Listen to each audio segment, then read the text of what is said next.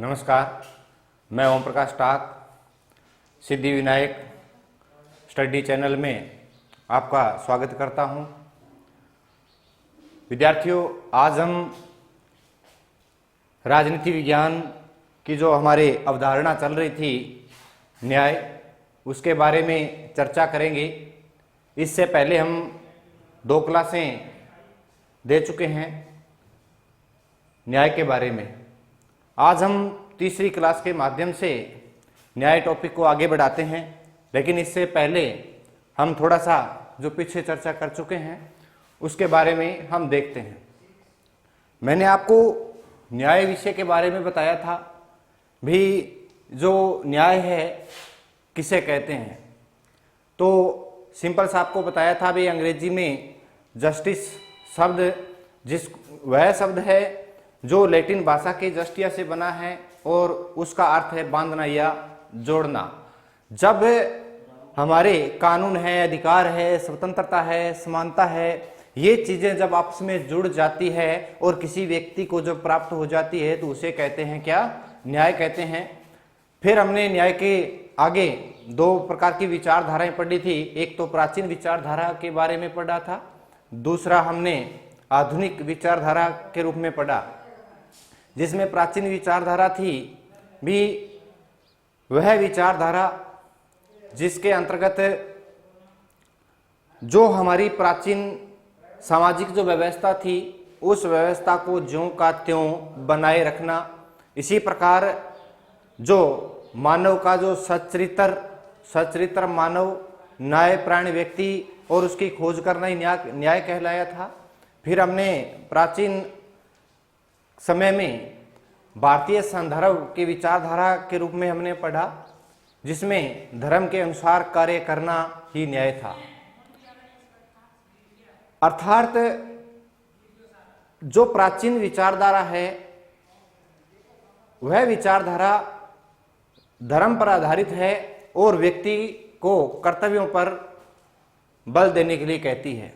यानी कोई एक व्यक्ति दूसरे व्यक्ति के कार्यों में हस्तक्षेप न करे, ऐसी विचारधारा है प्राचीन। फिर आधुनिक विचारधारा में यह बताया गया भी जो प्राचीन विचारधारा है उसके अंदर जो सामाजिक व्यवस्था है, उस सामाजिक व्यवस्था में आधुनिक चेतना से हमारे समाज के अंदर कुछ परिवर्तन किया जाए और वह जो परिवर्तन समाज में होगा वही आधुनिक विचारधारा के अर्थ में न्याय परिभाषित करता है। फिर इसके बाद में हमने कुछ विद्वानों की परिभाषाएं देखी थी। पोर्टर की परिभाषा देखी थी, जिसमें पोर्टर महोदय के द्वारा कहा गया था भी न्याय एक ऐसा लोटा है जिसके पैंदा नहीं है। इसी प्रकार से हमने एक परिभाषा देखी थी जिसका नाम था अर्नोल्ड ब्रेख्त, और अर्नोल्ड ब्रेख्त के द्वारा न्याय की परिभाषा दी भी, न्याय एक ऐसा बर्तन है जिसके अनेक तल हैं। इसी प्रकार से हमने परिभाषा देखी थी पॉलीमार्क्स,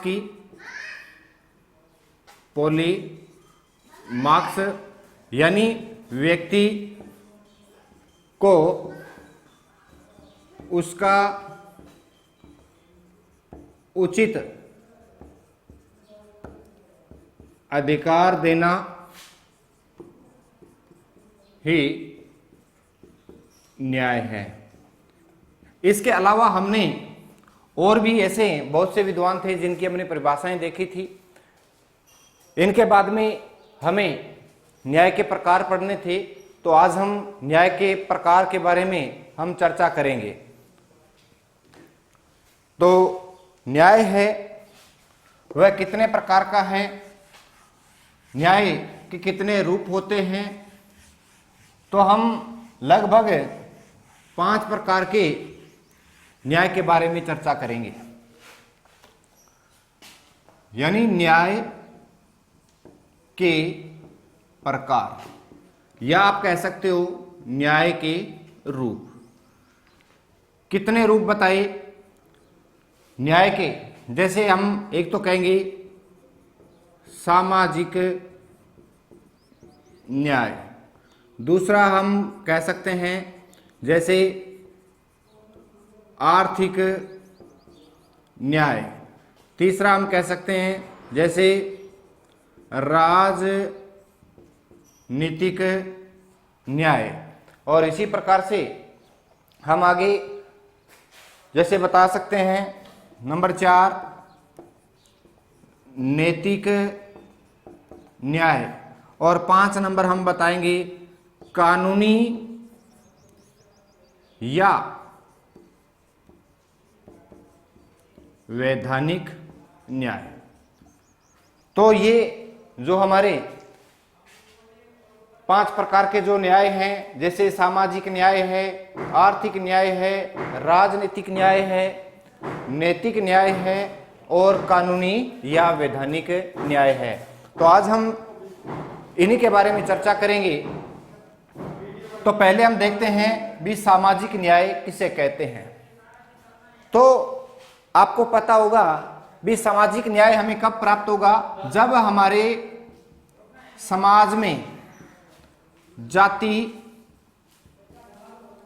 लिंग, धर्म, वंश, स्थान आदि के आधार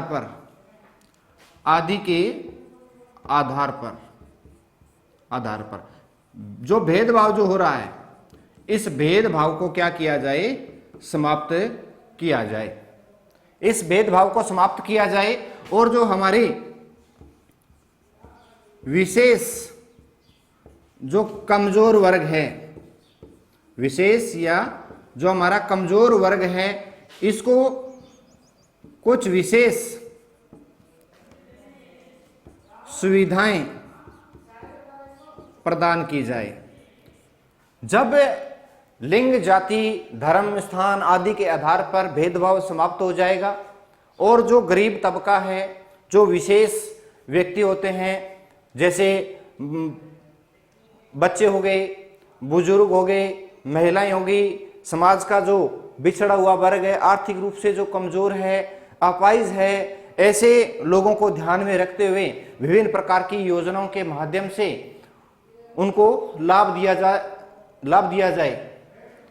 तो जब ये चीज प्रत्येक एक व्यक्ति को प्राप्त हो जाती है और किसी के साथ में कोई भेदभाव नहीं रहता है, तो वो कहलाता है सामाजिक न्याय। यानी समाज में किसी के साथ कोई भेदभाव नहीं होना चाहिए।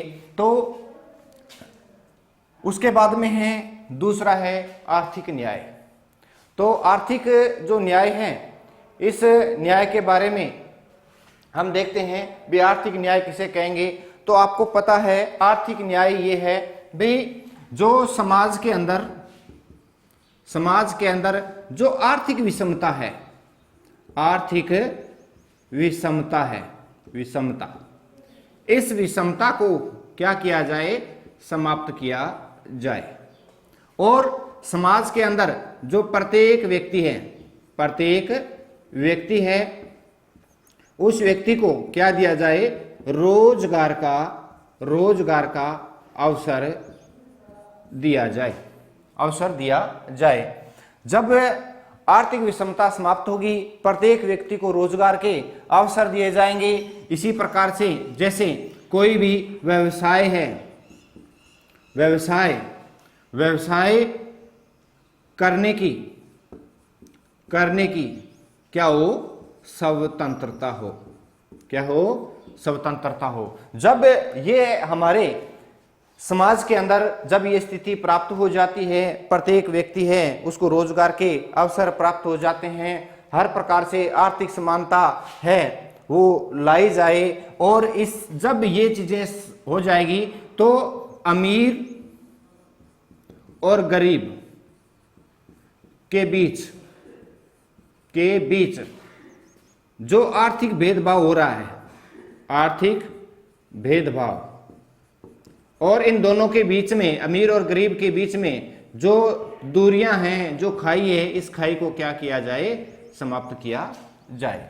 ऐसी स्थिति जब होगी तो वो कहलाएगा आर्थिक न्याय। और आपको एक बता देता हूं, चाहे वो सामाजिक न्याय हो, चाहे वो राजनीतिक न्याय हो, चाहे नैतिक न्याय हो या कानूनी न्याय हो, इन सभी न्यायों की आधारशिला क्या रहेगी, आर्थिक न्याय रहेगी। जब आर्थिक न्याय प्राप्त हो जाता है तो उसे सारी चीजें हैं वो प्राप्त हो जाती है, प्रत्येक प्रकार का न्याय वो प्राप्त हो जाता है। अब यूं माने भी समाज में सामाजिक न्याय दे दिया जाए, राजनीतिक न्याय दे दिया जाए, नैतिक न्याय हो, कानूनी न्याय हो, लेकिन अगर आर्थिक न्याय किसी व्यक्ति को प्राप्त नहीं है तो वह व्यक्ति शोषण का शिकार होगा, और ऐसी स्थिति में कोई भी व्यक्ति है वो न्याय प्राप्त नहीं कर पाएगा।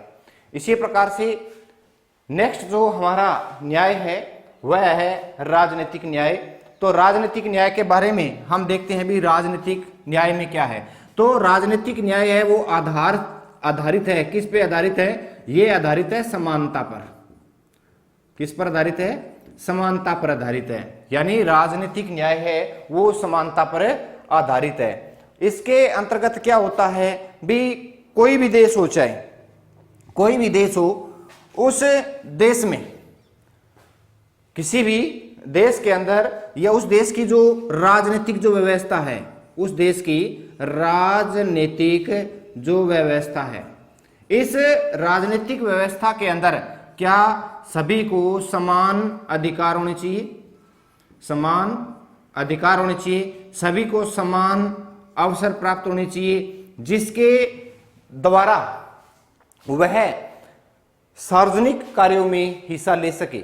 जैसे हमारे राजनीतिक न्याय के अंदर हम देखें तो प्रत्येक व्यक्ति को है अपना मत देने का अधिकार होना चाहिए, प्रत्येक व्यक्ति को सरकार चुनने का अधिकार होना चाहिए, प्रत्येक व्यक्ति है वो सार्वजनिक पद धारण कर सकता है, लोकतंत्र में अपना मत वो रख सकता है। जब ऐसी स्थिति से जब हम कानूनी प्रक्रिया, सरकार के कार्यों में जब हम भागीदार हो जाते हैं तो ऐसी स्थिति में क्या कहलाएगा, वो राजनीतिक न्याय कहलाएगा।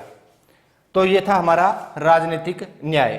तो हमने सामाजिक न्याय पढ़ा, आर्थिक न्याय पढ़ा और राजनीतिक न्याय पढ़ा। इसके बाद में हम नैतिक न्याय और कानूनी न्याय पढ़ेंगे। इतने आप स्क्रीनशॉट ले लो।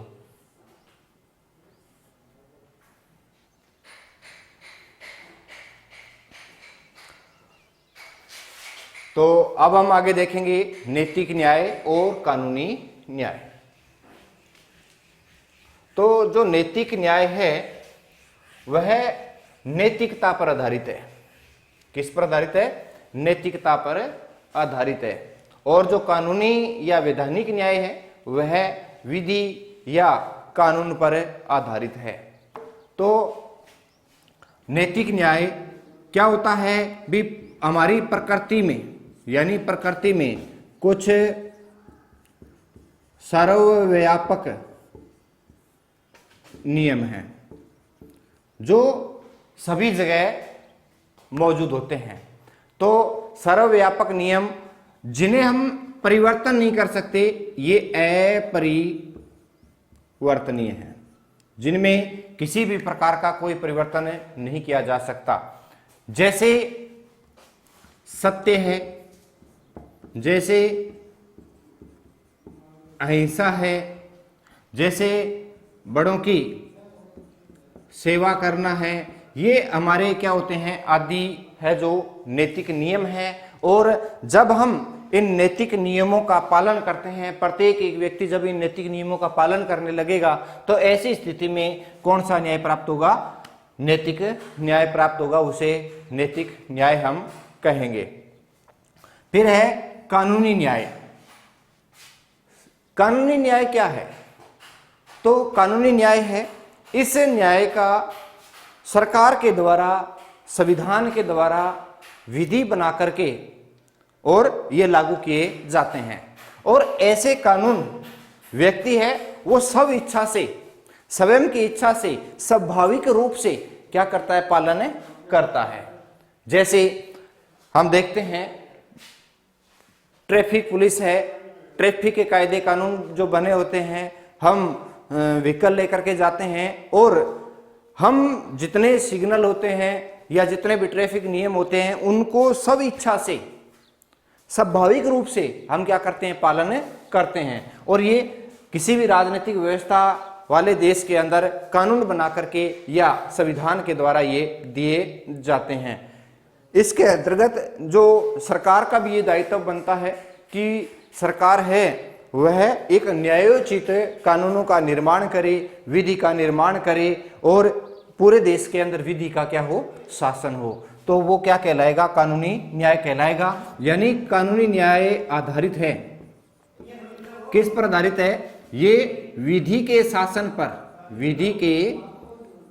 विधि के शासन पर या संविधान पर, या हम यूं कह सकते हैं कानून पर आधारित है कानूनी न्याय, जिसका व्यक्ति क्या करेगा,